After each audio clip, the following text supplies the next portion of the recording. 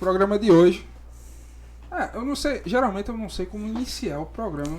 Eu queria uma introdução mais massa, algo mais diferente, mas hoje, Paulo, a gente vai entrevistar uma pessoa que eu conheci agora há pouco e a gente vai saber a história dela. O interessante de você saber a história do pessoal é basicamente entender o que levou a seguir, porque o que leva uma pessoa a ser vereador? Eu queria saber isso.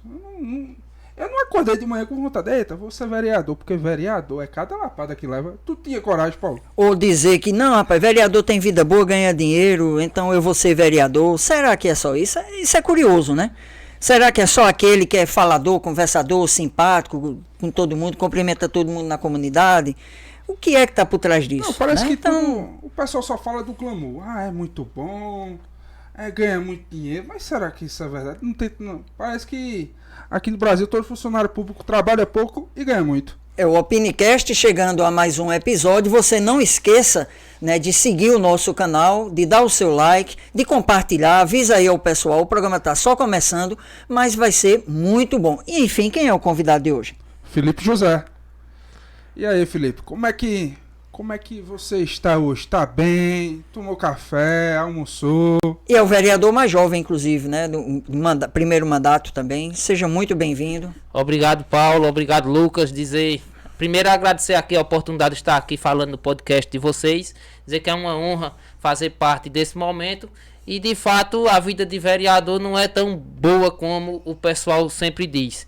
E eu costumo dizer o seguinte: quando alguém faz uma crítica dessa, eu convido para ele passar um dia comigo. Geralmente alguns vão, outros não vão.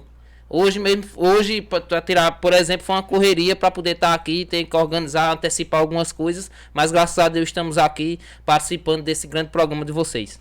Eu queria aproveitar, muita gente sabe que eu sou funcionário da Câmara também, a gente talvez até nem entrasse nesse assunto agora, mas já que entrou, uma das coisas que o pessoal diz, né, por exemplo, vereador ganha muito, trabalha pouco, porque é basicamente 2 reuniões só por semana, né? No caso de Caruaru, terças e quinta à tarde, e não faz mais nada, né? E na realidade não é bem assim, né? Então, se você pudesse até detalhar um pouco, né, como é o dia a dia, a questão das comissões, até mesmo o salário, né? Porque uma fatia desse salário também é descontada. Assim, Paulo, como você bem falou, temos 2 reuniões por semana, inclusive até agora não faltei nenhuma reunião ordinária da Câmara. Isso é um compromisso que eu tenho, se Deus quiser, quero cumprir, participar de todas as reuniões. Temos as comissões, eu faço parte da Comissão de Saúde, da Comissão de Políticos para a Juventude e da Comissão de Ética Parlamentar. São 3 comissões que eu faço parte e sempre tem reuniões, geralmente na quarta ou na sexta, dependendo do movimento lá da Câmara de Projetos. A gente é convocado para fazer parte dessas reuniões e tem toda a fiscalização que a gente tem que fazer por obrigação, por função nossa de vereador, fiscalizar a administração do município. Essa questão das comissões, as reuniões, é porque você falou aí sobre projeto. Para explicar melhor para o público, é o quê? É um projeto quando chega para ser votado, ou do próprio legislativo ou do executivo, aí... É um exemplo, uma honraria, por exemplo, um projeto de decreto legislativo para dar um título de cidadania. Precisa passar na Comissão de Ética Parlamentar para analisar se aquele cidadão de fato possui as condições necessárias para receber um título desse. Outro exemplo, um projeto de lei que atualiza um piso salarial dos agentes comunitários de saúde. Precisa passar na Comissão de Finanças e Orçamento, precisa passar na Comissão de Saúde. E exemplos aí que a gente pode dar. Isso faz com que durante o dia, né, diversas comissões estejam se reunindo e também esse trabalho de fiscalização de obras e a própria visita à comunidade para permanecer ouvindo, né, as demandas da comunidade e procurando atender. Eu queria saber, e os outros... Isso, desculpa, não é que eu queira fazer defesa, porque cada um que fale de sua vida, mas isso de domingo a domingo, né? Porque na realidade o vereador não tem tanto privacidade, tanto descanso. Uma coisa que a gente não percebe, mas o vereador tem uma equipe. Como é que é a sua equipe? Porque geralmente a gente acha, o vereador faz tudo, mas não, tem equipe jurídica, tem tudo. Como é que funciona? Hoje a Câmara a gente possui 4 assessores parlamentares, tem um chefe de gabinete e mais 3 que ajudam a desenvolver o mandato. Aí, basicamente, na hora de criar uma lei, como é que faz? Eu, particularmente, escolhi um chefe de gabinete advogado, que inclusive é o Lugui Barbosa, é advogado. Costumo dizer que é meu advogado, meu secretário e meu motorista. mas só recebe um salário para fazer tudo isso. Ele é multifuncional. Bom. Conheço o Lugoí, já estudei com ele, sei que ele é muito bom. Um bom assessor e deve ter sido um bom aluno também, né? Um bom companheiro de classe. Sempre foi. E um bom colega, senão você ia queimar ele agora, né? Não sou de queimar, não sou queimado. Só um, que quando eu encontrar, ele vai ver. Um pouco da sua história, salvo engano, ainda criança, 4, 5 anos, foi percebido ali a vocação já para a política, né? Eu não sei se já exatamente seria para vereador ou não. Que história é essa? Como foi isso? Na verdade, Paulo, eu sou filho de agricultor, né? José Antônio Barbosa e Antônia Maria de Figueiredo, lá de Serrote dos Bois. Meu avô, o Antônio Barbosa, era metido à política já, mas nunca se aventuraram a ser candidatos. Então, aí o filho dele, o Manuel Barbosa, que é meu tio, era cabo eleitoral, inclusive, de Leonardo Chaves, o grande vereador de Caruaru. Depois ele se afastou um pouco da política. O outro irmão dele, o João Barbosa, também se tornou cabo eleitoral e líder da comunidade, um dos fundadores da associação lá local. E naturalmente um filho deles deveria ter vocação para a política, porém ninguém se interessou. Coube a mim, já da última geração, o terceiro neto mais novo, voltando, de Antônio Barbosa, se candidatar a vereador em 2016. Visto que em 2014, quando terminou a eleição que Dilma Rousseff foi eleita, eu fui convidado a me filiar no Partido dos Trabalhadores. Me filiei no Partido dos Trabalhadores e em 2016 o PT me lançou candidato a vereador. Então a gente foi candidato, teve 510 votos naquela ocasião. Não esperava ter essa votação toda. Esperava ter ali em torno de 100, 200 votos no máximo, visto que era muito difícil, muito difícil ter votos, mas aí graças a Deus a gente teve 510 votos e fizemos um trabalho e em 2020 viemos candidato pelo PTB e graças a Deus fomos eleitos. E nessa questão dos partidos, a primeira campanha, qual foi a maior dificuldade na primeira campanha? Estrutura de campanha que a gente não tinha. E falta de experiência também. Então em 2020 eu tentei corrigir aquilo que eu não tive em 2016. E graças a Deus deu certo. E você sempre... Porque geralmente para ser político você tem que gostar de falar. Você gosta de falar, gosta de chegar em todo lugar, a cumprimentar todo mundo. Como é você? Eu acho que isso aí é da natureza da pessoa, entendesse? Eu acredito que você já nasce com... Isso é um dom que Jesus lhe dá. Que no seu caso você é comunicativo, você... Eu estudei lá no Sítio Marimbondo, tive umas professoras exemplares, professora Eliane com H até a 2ª série, depois Eliane com E, 3ª e 4ª série. E elas sempre incentivavam a gente a isso. De lá saí para estudar em Maniçoba, que aqui eu abro um parênteses, Maniçoba não faz parte do distrito de Caruaru, é distrito de São Caetano, mas fui bem acolhido lá, visto que a gente mora ali na divisa entre São Caetano e Caruaru, então todos os alunos dali tendem a estudar em Maniçoba. Então eu estudei lá da 5ª até o 3º ano, saí de lá formado no ensino médio, fui para a faculdade, por ironia do destino, fiz um vestibular, pensando que não ia passar, mas terminei sendo aprovado no curso de História da FAFICA, entrei em 2010 na FAFICA, concluí em 2013, fui pós-graduação em História do Brasil, e nesse meio termo da história, coube o destino fazer um concurso ainda para agente comunitário de saúde. Aí fui aprovado, fui convocado para trabalhar e passei 8 anos como agente comunitário de saúde. E eu também digo que o sucesso de ter ganhado a eleição também tem muito disso, a lida diária com a comunidade, onde você está vendo ali todos os problemas da comunidade, e isso contribuiu bastante também para a nossa eleição. Agente comunitário faz o quê? Que eu sinceramente não sei. Eu não... Agente comunitário de saúde, inclusive, né? Que é tipos, uma área específica. Tem o agente comunitário de saúde e o agente comunitário de endemias. O agente comunitário de endemias é aquele que geralmente o povo conhece pelos agentes da muriçoca, o que ia matar a muriçoca. Mas tem todo outro trabalho de orientação. Amplo, né? E esse não tem vínculo direto com as unidades de saúde. Ele anda no município todo. E tem o agente comunitário de saúde, que é o meu caso. A gente tem lotado em uma unidade básica de saúde, um posto de saúde. A gente é responsável pela enfermeira-chefe ou pelo gerente daquela unidade. E a gente tem uma área específica para atuar. Eu, por exemplo, era agente comunitário de saúde de 8 ruas lá no bairro José Carlos de Oliveira. Ah, interessante. E na faculdade de História, o que lhe ajudou, o que você achou mais interessante na faculdade de História? Rapaz, na verdade eu entrei como experiência, né? Tinha em 2008, quando eu estava no segundo ano, eu vi um aluno estava se formando no dia da formatura dele, fazendo o discurso. Eu fiz o vestibular e foi muito difícil, não sei o que. Eu disse, quando for para o ano eu vou fazer. Aí no outro ano eu fiz, inclusive fui o único aluno da turma a fazer o vestibular. Então a gente teve 100% de aprovação que eu fiz e passei. E aí entrei na faculdade e fui vendo as coisas. E lá eu tive a oportunidade de fazer um trabalho, que foi a minha, inclusive depois minha monografia na graduação, foi o trabalho, o projeto de pesquisa sobre a transição da agricultura para a Sulanca na zona rural. Porque a minha comunidade vivenciou isso. Então eu tive essa oportunidade de fazer o trabalho de casa mesmo. Então eu fiz a minha monografia, inclusive tirei nota 9. Inclusive meu orientador disse que eu não tirava 10, porque eu escrevia muito errado, senão eu tinha tirado 10, mas tirei 9 e tá lá, deve estar lá ainda nos anais da Fafica, visto que a Fafica infelizmente fechou suas portas, mas foi um trabalho do professor Kleber Fernandes, que foi meu orientador.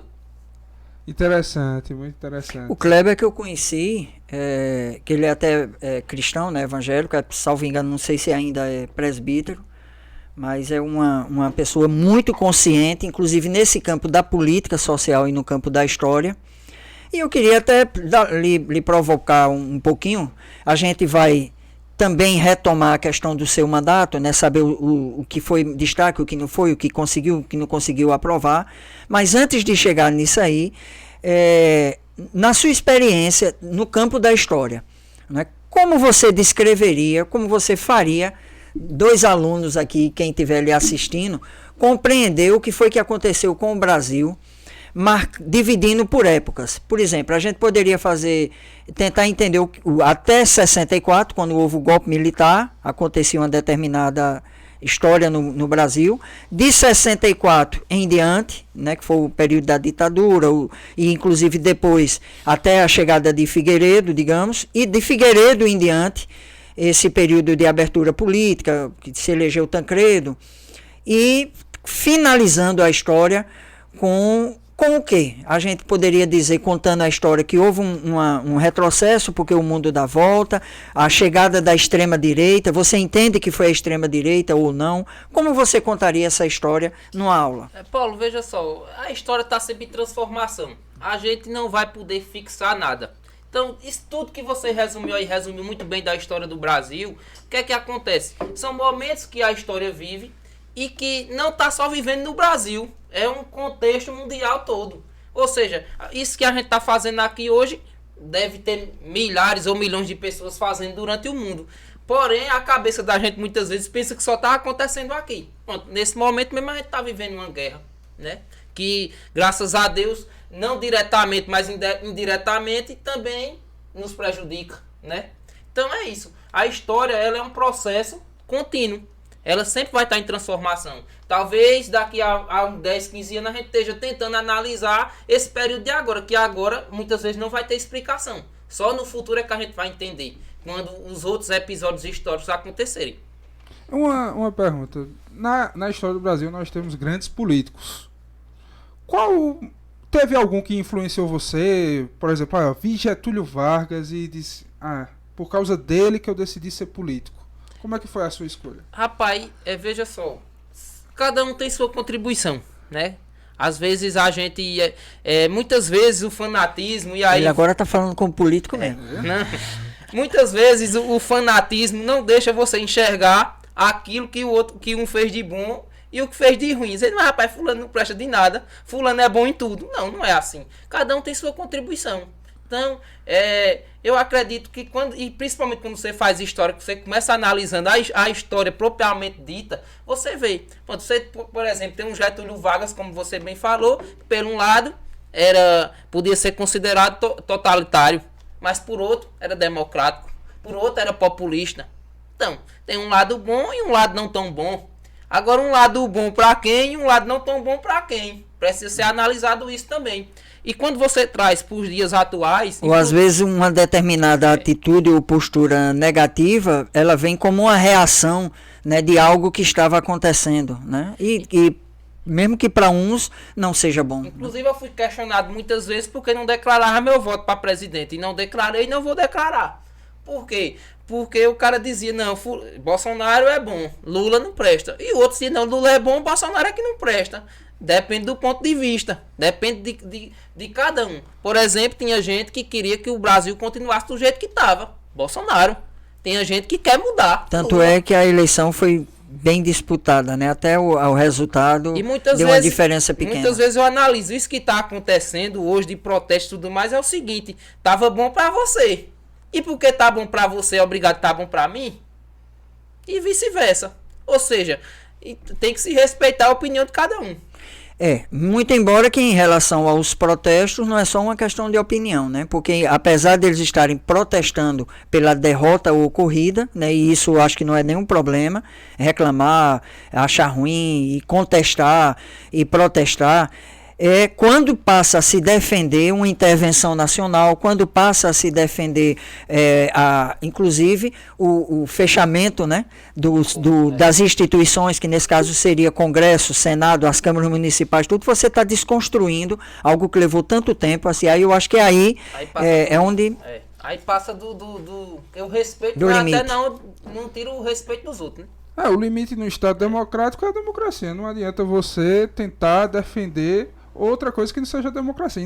E na minha opinião, eu acho muito sério.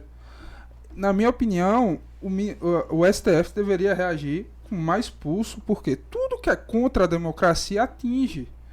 Não podemos sofrer ataques sobre a democracia. Não estou dizendo que tem que defender um lado nem o outro.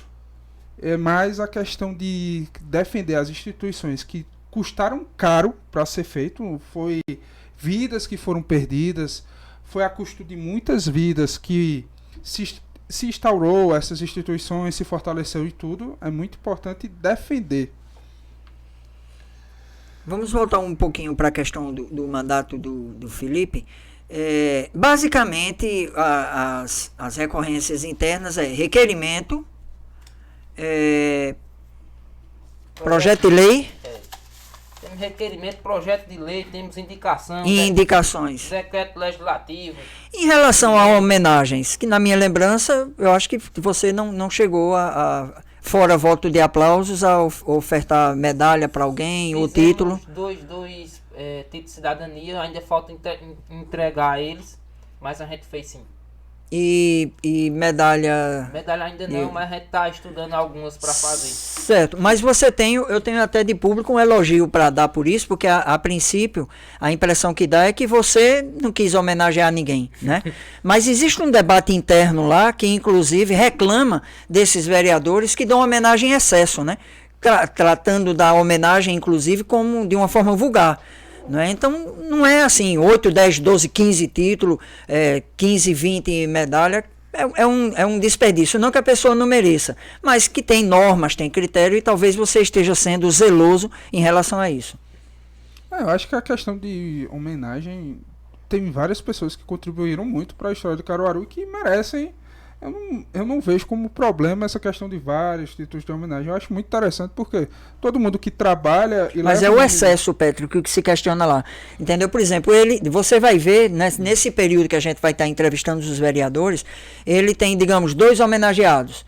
Aí tem outro vereador lá com 2 anos de mandato, que pode ter 2 ou 3 homenageados. Aí são 23 vereadores. Tem homenageado que tem 5, 6. Né, vereador, tem 5, 6 homenageados. Você vai trazer vereador aqui que ele quer homenagear 20, 30. Então é no sentido de excesso, né? Tem vereadores que estão fazendo basicamente mandato homenageando pessoas. Então estão fazendo o papel deles. E buscar um equilíbrio, né? Na realidade é ter um certo critério. Isso é uma questão de debate interno da casa. Vamos deixar que eles resolvam isso lá. É melhor. E lá, como é que é o dia a dia, o bastidor de um vereador? Basicamente, eu já sei que é muito trabalho, mas eu quero saber mais detalhadamente. Porque, inclusive, no seu caso, você não deixou de ser agricultor, não é isso? Eu convido você para participar um dia comigo do dia de vereador. Daí depois você vai fazer uma gravação dizendo como foi. Vamos sim. Eu já tive uma sim. experiência, porque eu fui entrevistá-lo logo no início do mandato e ele mostrou que realmente a rotina dele é praticamente a mesma, né? Claro que tem ajustes, mas, ou seja, se acrescentou obrigações. Assim, quando dia 15 de novembro de 2020, quando a gente ganhou a eleição, no dia 16 eu votei a ser agente comunitário de saúde. A gente se afasta 3 meses, mas no dia da eleição acaba o afastamento, você vota no outro dia. Eu tinha como ficar com os dois, porém eu não quis porque ia acumular mais uma função. Eu não sei como é estar vereador. Então eu tirei uma licença sem vencimento na prefeitura. Estou afastado da função de agente comunitário de saúde e estou como vereador. Porém, eu tinha também a função de agricultor. Não exerço assim diariamente, mas tenho que ajudar meu pai. Apesar de estar casado lá, quem manda é meu pai. Tá? E você mora naquela área, né? Que é a área rural, que tem plantação, que tem gado, que tem criação de animais. E tá no sangue a história de agricultor. Quem nasce agricultor vai morrer agricultor, certo? Então aí a gente o que faz, né? Cultivar a terra. Tá nessa rotina de agricultura, de mandato de vereador e ainda articulando também muitas vezes com os agentes comunitários de saúde, como a gente depois pode falar também. E na questão de agricultura, vocês fazem alguma plantação específica? Como é que é? Eu queria entender. Veja só, lá a gente produz macaxeira, milho, feijão, batata doce, uma hortinha ali para as verduras de casa, alface, coentro, cebolinha. E tem várias frutas, como manga, caju, laranja. Refeição saudável aí, ó. Ah, entendi. E como é que foi a questão, quando você quis ser vereador, como é que foi? As pessoas da zona rural lhe apoiaram? Muitos quiseram... Veja só, o apoio à política da zona rural é um tanto quanto complicada pelo processo histórico também. A gente muitas vezes entra desacreditado. Por quê? Lá na minha comunidade, no ano 2000, foi a primeira vez que uma pessoa de lá se candidatou. Ele teve 288 votos, se eu não salvo me engano, no ano 2000. Aí desistiu, não quis mais. Em 2004 entrou outro. Ele teve 417. Em 2012 entrou outro. 300 e um pouco.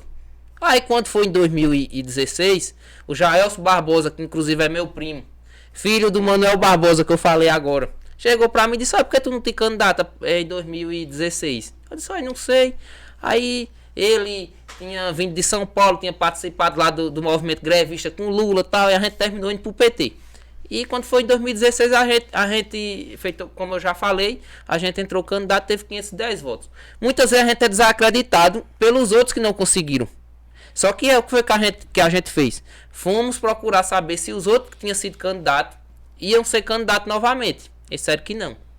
Mas também não apoiariam outra pessoa do lugar. Foram apoiar candidatos de fora, mas tudo bem, a gente respeita sem problema nenhum. Mágoa, alguma coisa assim. De jeito nenhum. E terminou que em 2020 a gente entrou novamente candidato, muitas vezes acreditado por muitos, mas graças a Deus fomos eleitos. Muito bom, muito bom. Muito bom. Vamos dar uma olhada nos requerimentos, né? Ele enquanto vereador, né? Quais os requerimentos para entender um pouquinho assim a atuação, os campos que ele beneficiou mais, se ele beneficiou mais o trabalhador do campo, o pessoal da zona urbana, que segmento. Aconteceu isso no seu mandato? Veja só, a gente no total fizemos 369 requerimentos até o dia de hoje, inclusive isso pode ser visto no sistema da Câmara, no SAPL. Quem quiser olhar tá lá, pode acompanhar seu vereador. Se não tiver vereador que votou, mas pode acompanhar todos os outros. É também uma função do cidadão fiscalizar e acompanhar o trabalho dos legisladores municipais. Fizemos também 20 indicações, projetos de lei foram 7, 4 emendas e 2 decretos legislativos. E como falei, participei de todas as reuniões ordinárias, 66 presenciais e 92 virtuais, visto que o ano passado quase todo o ano foi feita virtual. Esse ano é que está presencial híbrido, e semipresencial, sistema híbrido. E a gente, Paulo e Lucas, fizemos, eu notei aqui um resumo, Eu tinha um compromisso, como eu nasci praticamente na frente de uma associação. Eu costumo dizer que só não nasci na associação porque minha mãe veio dar a luz aqui na Fusão, não tinha nascido lá, visto que a associação é mesmo de frente da minha casa. Eu tenho um compromisso, apesar de muitos deles, ou quase todos, não terem apoiado a gente na eleição, tinha um compromisso de visitar as associações rurais do nosso município. Por quê? Em 2016 eu fui candidato, como eu falei. Em 2017 eu fui convidado também a fazer parte do Conselho Municipal de Desenvolvimento Rural. É um conselho onde junta todas as entidades rurais, todas as associações rurais e também algumas algumas instituições que representam e ajudam o homem do campo, como por exemplo sindicatos, o IPA, e fazem esse conselho. Então eu fui convidado a fazer parte como numa chapa, fui concorrer como vice-presidente. O presidente era o companheiro Edilson do MST, que inclusive foi candidato em 2020, teve a mesma votação que eu, mas infelizmente por uma questão partidária não deu para ele entrar. Então ficamos 2 anos lá como vice-presidente. Em 2019 saí como secretário do Daniel de Pau Santo na presidência, fiquei mais 2 anos. E agora estou no conselho também, representando a Câmara Municipal, pois a Câmara também tem 2 cadeiras lá. Então uma das 2 cadeiras sou eu que represento a Câmara nesse conselho.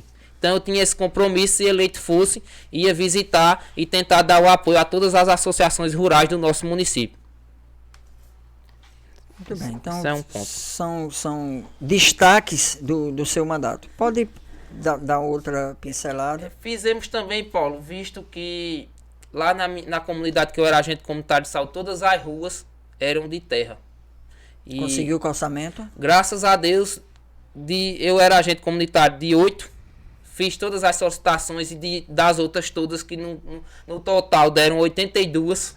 Lá na comunidade ali de José Carlos de Oliveira e as adjacências, mas graças a Deus até agora conseguimos 2 em 2 anos de mandato e vamos continuar buscando aí a articulação. Requerimento das 8 e 2 já calçadas? 2 foram calçadas. 2 calçadas, pronto. Calçadas, que é a rua Reginaldo França e a rua Manuel Laurindo, graças a Deus. Vamos buscar aí que as outras também sejam calçadas, porque eu costumo dizer, o pessoal das 2 ruas estão alegres, das outras 6 estão com raiva de mim, porque foram calçadas as 2 e as outras 6 não.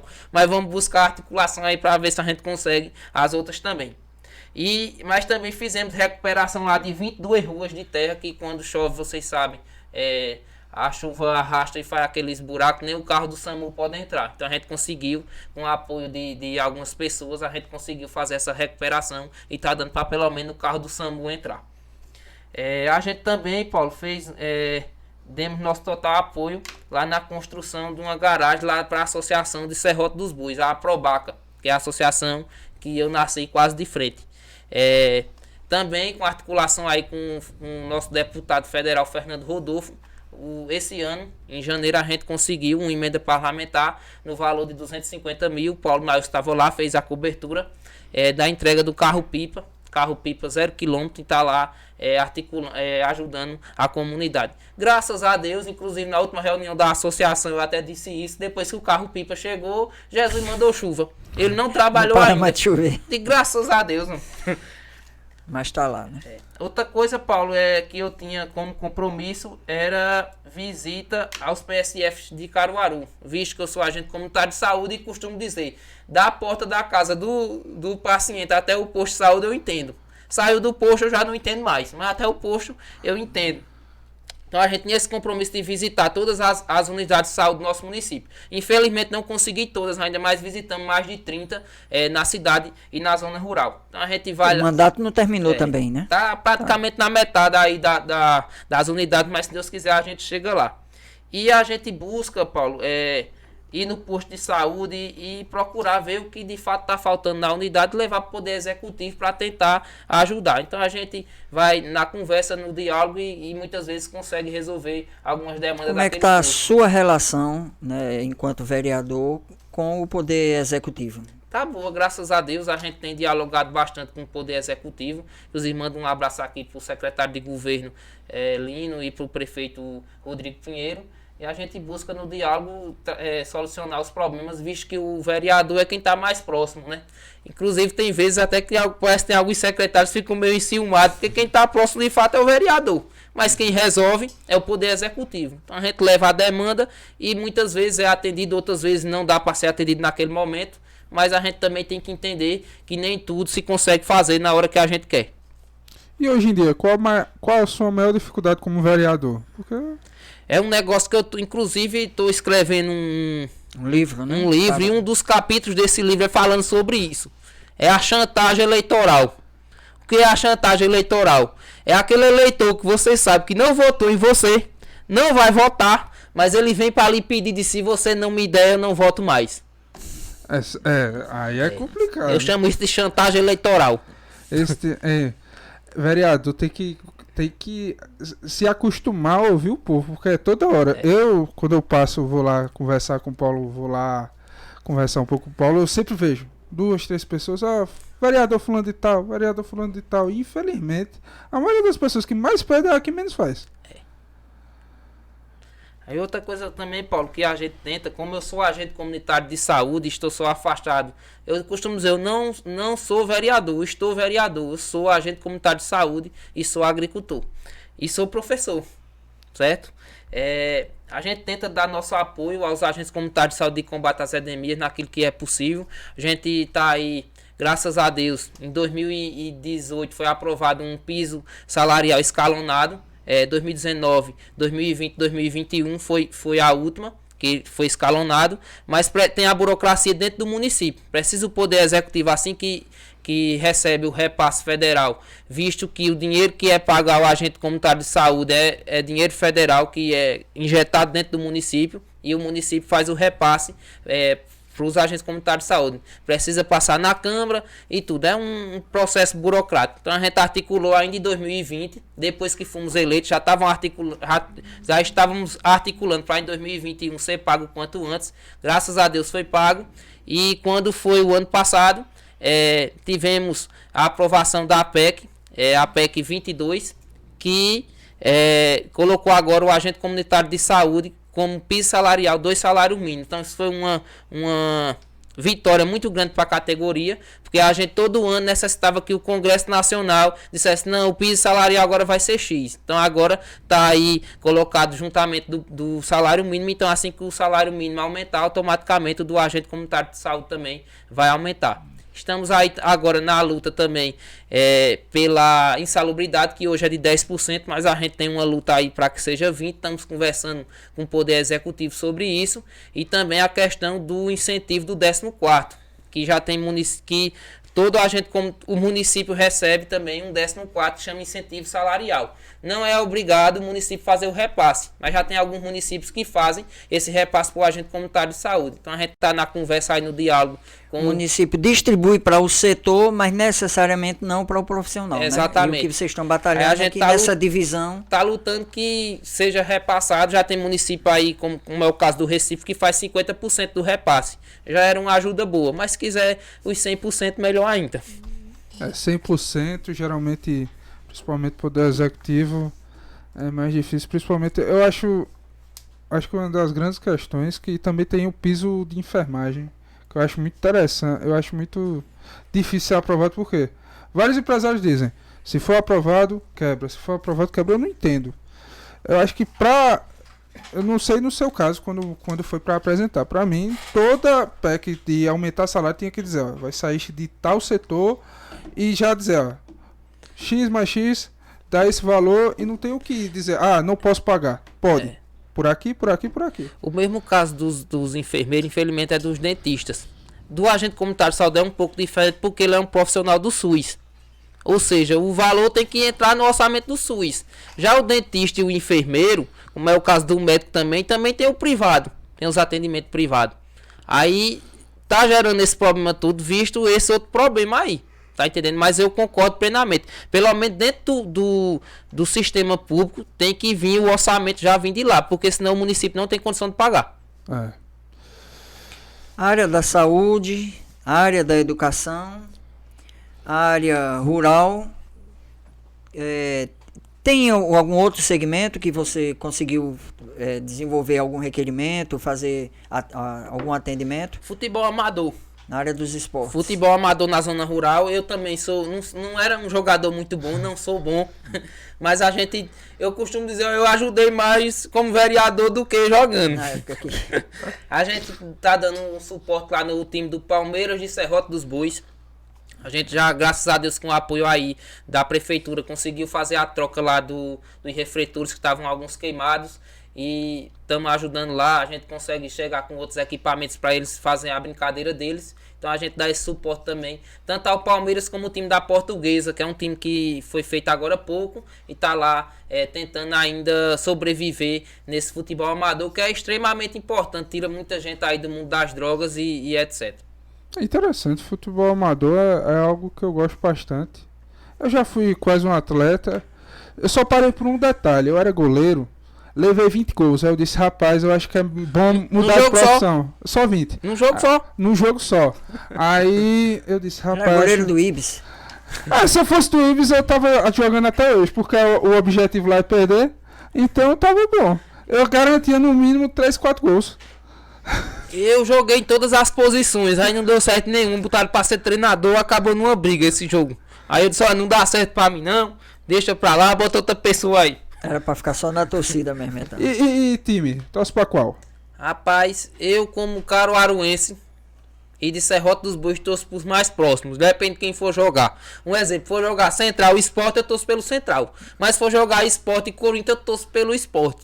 Ah, entendi. Se for jogar Corinthians e Boca Juniors, eu torço pelo Corinthians. Não, eu não torço pro Corinthians não. Eu sou torcedor de São Paulo. Por mim, o Corinthians tem que falir. Eu não gosto do Corinthians. Todo jogo é roubado. E eu só tô sofrendo porque são 10 anos sem um título. São Paulo, pelo amor de Deus, ganha alguma coisa. Nesse caso é melhor a gente torcer pelo Palmeiras, que esse ano ganhou um bocado de coisa. Ó, e no caso de Caruaru, subiu, né, agora uma divisão, tanto o Porto como o Central. E tem os, não sei se é só site o nome, Caruaru City, né? Eita, Caruaru então, City. São 3 aí no cenário pra dividir o coração. E né? que eu vou torcer pelos 3. Eu torço pelos 3. Eu torço mais pelo Central. Eu não vou mentir, eu gosto mais do Central. Olha que o Central, com mais de 100 anos de história, precisa de fato dar um título pra gente ficar alegre. O problema é a desorganização, porque aqueles, infelizmente, tem certas coisas no Central que chega, você não olha, você só chora, porque time com tradição, tem tudo, o único com estádio, tem tudo pra ser o maior de Caruaru, torcer bem, captar bem e tá naquele negócio. Não sei nem como ganhar dinheiro. Deve estar devendo 60, deve estar devendo todo mundo. A impressão que dá é que quem entra para administrar, né, não estou dizendo que é só essa pessoa, mas assim, a impressão que dá é que é uma questão de gerência mesmo, né? Não está sabendo tocar a coisa. Até porque houve época em que o time foi melhor administrado e trouxe melhores resultados. Então tem alguma coisa errada aí. Teve outra coisa interessante, Paulo, que a gente conseguiu fazer no nosso mandato. Inclusive, foi o primeiro projeto de lei que a gente apresentou, que é o projeto de lei 8767. E chegou a ser sancionado já? Foi sancionado. O projeto 8767 se tornou a lei 7.601, que é a Semana Municipal da Agricultura Familiar. A gente já tinha uma semana nacional, uma semana estadual e uma semana municipal. E a semana estadual e a nacional é no mês de julho.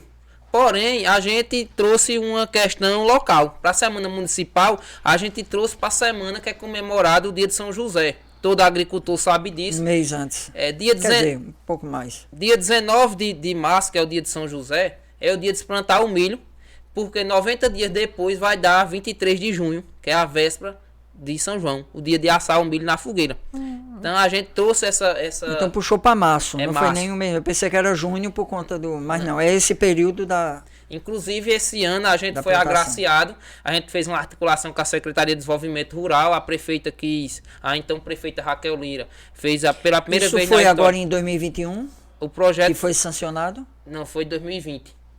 Sim. 2021. Então, aí a primeira semana que vai ser comemorada foi esse ano já, 2022. Já houve uma comemoração. E a prefeita, visto que ela queria fazer a doação de sementes de milho, sorgo e feijão, a gente fez a doação no dia 17, na quarta-feira, no meio da Semana da Agricultura Familiar. Dia 19 a gente foi tão agraciado, Jesus mandou muita chuva e os agricultores já estavam com a semente de milho para fazer o plantio. E no São João, quem plantou, lucrou, graças a Deus. Muito bom, porque é milho. Eu adoro pamonha, adoro uma canjica, só não gosto de manguzá.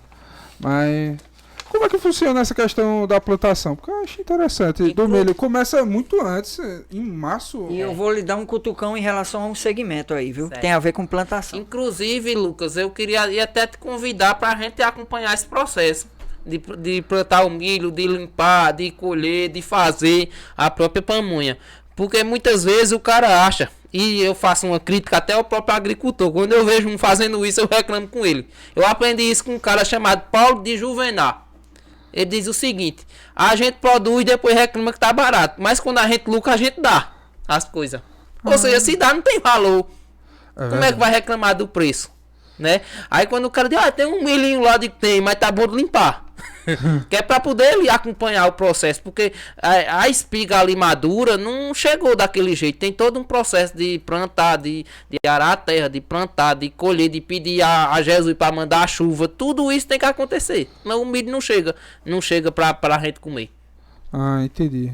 Estamos na reta final, viu? Acho Já. que mais uns 8 ou 10 minutinhos, não é isso?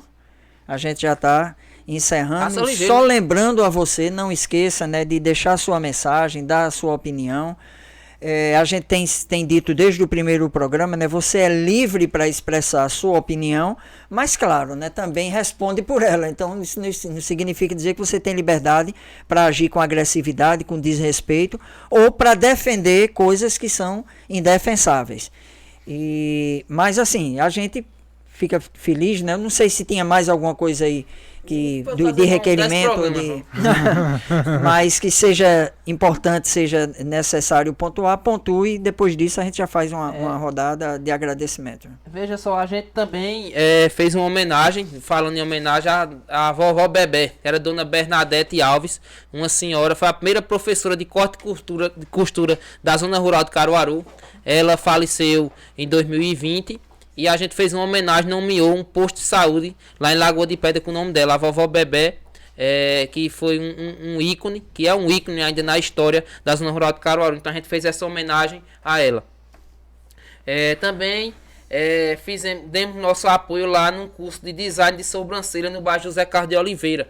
A gente teve a oportunidade de ajudar e teve algumas pessoas que fizeram o curso que já estão com seu próprio negócio. Ou seja, foi um negócio arretado lá para aquela comunidade.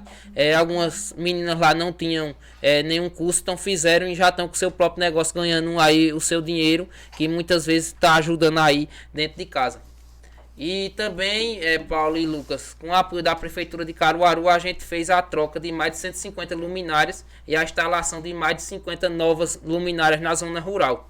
Ou seja, muitas vezes a gente pensa que é um negócio simples, uma lâmpada, mas quem está lá no escuro, quando chega com a lâmpada, você vê a alegria daquela pessoa.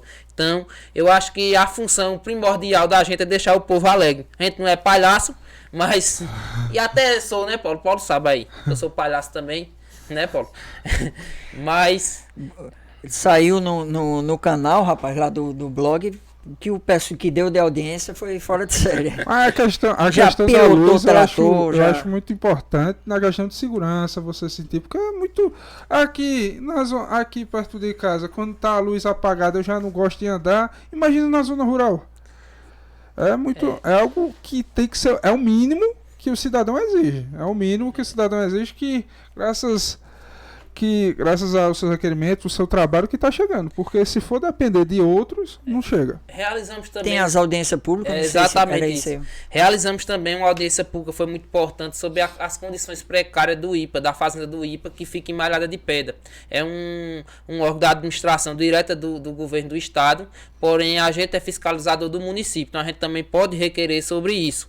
E a gente espera aí que a nossa governadora Raquel Lira, a partir de janeiro, tome ciência do caso e que resolva o IPA e a sede experimental aqui, a fazenda do IPA, que fica em Malhada de Pedra, durante muitos anos, inclusive eu falo na minha monografia sobre isso, prestou um trabalho essencial para o homem e para a mulher do campo.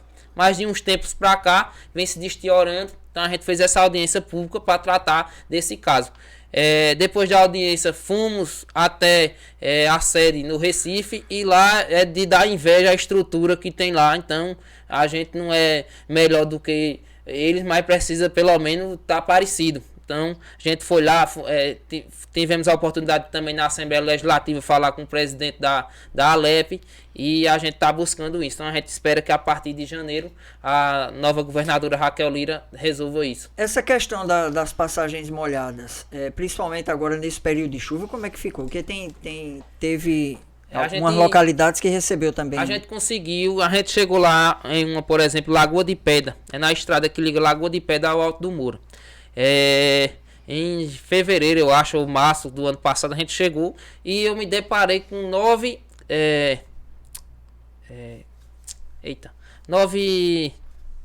Fugiu o nome técnico agora. É o que monta a manilha. 9 manilhas. Tava lá jogada. Eu disse, essas manilhas. Aí disse, não, botaram aí e nunca fizeram. Já faz 2 anos. Aí eu disse, mas rapaz. Aí cheguei no bloco C, falei com o secretário. Eu disse, secretário, eu tava precisando de uma máquina para fazer uma passagem molhada. Aí disse, quem vai executar? Eu disse, eu. Aí ele olhou assim, eu acho que ele não acreditou muito. Aí você precisa de quê? Eu só preciso de uma reta escavadeira. Aí ele disse, pois tá certo, a gente manda. Aí mandou, aí... O material já tava lá. No dia que ele chegou, eu tava lá fazendo. Até ele se espantou. Inclusive, eu venho o arrepio que chegou ele lá. Chegou ele, Fernando Lucena, e um diretor chegou lá na hora e a gente tava fazendo. Então, Fernando Lucena, que Deus o tenha. E graças a Deus tá lá. Até eu disse, olha, dura até se acabar, viu? Disse ao morador, mas graças a Deus tá lá ainda. Então, isso foi Lagoa de Pedra? Foi Lagoa de Pedra. E a de Exu? A de Exu foi esse ano já. Era uma bueira que tava lá entupida e tava danificando a estrada. Por causa de 2 canos, a gente foi, conseguiu os canos, colocou, tapou. Graças a Deus tá lá ainda. Mas eu sempre digo, ó, dura até se acabar. Acabou, se não dura mais. Muito bom. E o Felipe, rapaz, primeiro mandato, né, e apenas com 2 anos já só com os 2 primeiros anos, né, do mandato, tem mais 2 anos pela frente, já tem tido reconhecimento, né? Eu estava dando uma olhadinha aqui, tanto o Persona Pernambuco, que eu creio que já foi entregue, como agora o próximo que vai ser, que é o Expressão Pernambucana, né? Isso são reconhecimentos do seu trabalho e da maneira como você tem desenvolvido o mandato e, claro, também do conjunto, né? Do legado da própria vida. É verdade, o ano passado a gente foi surpreendido, eu nem esperava, com aí 9, 10 meses de mandato, recebi uma ligação do Adriano, lá de Arco Verde. E ele disse, olha, a gente tá indicando você aí pro prêmio Persona Pernambuco. E a gente foi lá receber o prêmio. E esse ano recebi a ligação também agora do Expressão Pernambucana, que se Deus quiser, dia 23, a gente tá recebendo esse prêmio. Então, um agradecimento aí. Graças a Deus a gente tá sendo reconhecido. Muitas vezes muito criticado, mas também às vezes reconhecido. Faz parte da democracia, faz parte do jogo, né? Você é professor também. Antes da gente encerrar agradecendo, qual grande lição, né, você aprendeu na sua vida e que não só para a gente, né, mas para quem está nos assistindo, que seria interessante guardar? Uma frase, um pensamento, algo que... Eu sempre digo o seguinte, aquilo que o apóstolo Paulo disse lá na carta aos Coríntios, o amor prevalece. E aprendi um negócio arretado também na faculdade, que eu sempre digo ao pessoal. E aprendi com o professor Kleber, nunca diga nunca. Ou seja, aquela criança que limpava mato, mas seu pai hoje está vereador. E uma vez eu fui até perguntado em uma rádio se eu não seria candidato a deputado. Eu disse, olha, veja só, da criança que limpava mato para vereador, estava mais distante do vereador para ser deputado, não tá não. Mas com tudo isso eu quero dizer que nunca diga nunca. Tudo pode acontecer, inclusive nada. Pois é, muito bom, né, Patrick? Muito bom. É interessante ver como a história dele é interessante, porque sair agricultor, continuar, porque a gente percebeu nessa conversa que continua humilde, trabalhador, não mudou, parece, aparentemente, eu não lhe conhecia antes, mas parece ser a mesma pessoa que antes da política. É muito interessante conhecer pessoas assim, e são políticos assim que a gente deseja que tenham mais, que ganhem cargos públicos e que trabalhem para o nosso povo, né, Paulo? É isso aí. Aí o programa de hoje foi com o vereador Felipe e espero vocês na próxima. Muito obrigado. Obrigado aí, gente. Obrigado também, Felipe, por estar conosco aqui nesse OpinaCast e nesse muito especial, inclusive, né? É. Eu que agradeço.